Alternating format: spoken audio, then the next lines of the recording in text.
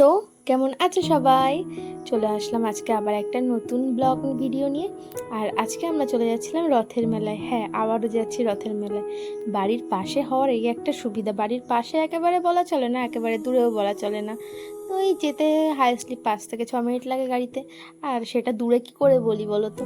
তার জন্য কাছাকাছি যেহেতু যেহেতু খুব একটা মেলা টেলা হয় না বাড়ির কাছে, এটাই হয়। সেই জন্য যে আজকে আবার চলে গেছিলাম। আগের দিন যারা যারা গেছিলাম আজকেও ঠিক তারা তারাই গেছি। আর এই যে মেলার ভিতরে ঢুকে গেছি, কিন্তু মার একটা কথা ছিল যে আগের দিন যে পরিমাণ আমার টাকা পয়সা ধ্বংস করেছি, আজকে কোনো টাকা পয়সা কিচ্ছু দেবে না।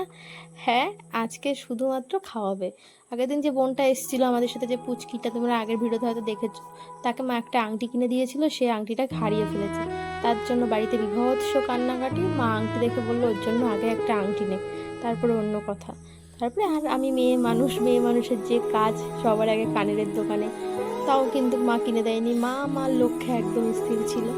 তারপর চলে গেছিলো দাদার ছেলের জন্য খেলনা দেখতে, যেহেতু আগের দিন ওর জন্য আমরা কিছুই পছন্দ হয়নি, কিছুই নেইনি। তারপরে এই যে চলে এসেছিলাম ফুচকা খেতে। ফুচকা টুচকা খেলাম, খাওয়ার পরে মা চলে গেল একটু আইসক্রিম খাওয়াতে। কারণ মা বলেই ছিল যেটা খাবি খা, কিন্তু আমি আজকে কিচ্ছু কিনে দেবো না। সেই জন্য তারপরে বাড়ির জন্য একটু খাবারও নিয়ে নিল। আর আজকের ভিডিওটা খুব একটা বড় না, যেটুকু হয়েছে যে যা যা করেছি তোমাদের সাথে শেয়ার করলাম। তো ভিডিওটা কেমন লাগলো কমেন্ট করে জানিও। আর আমাদের ভিডিওটা যদি ভালো লাগে লাইক কমেন্ট শেয়ার করে সাবস্ক্রাইব করো। তো বাই।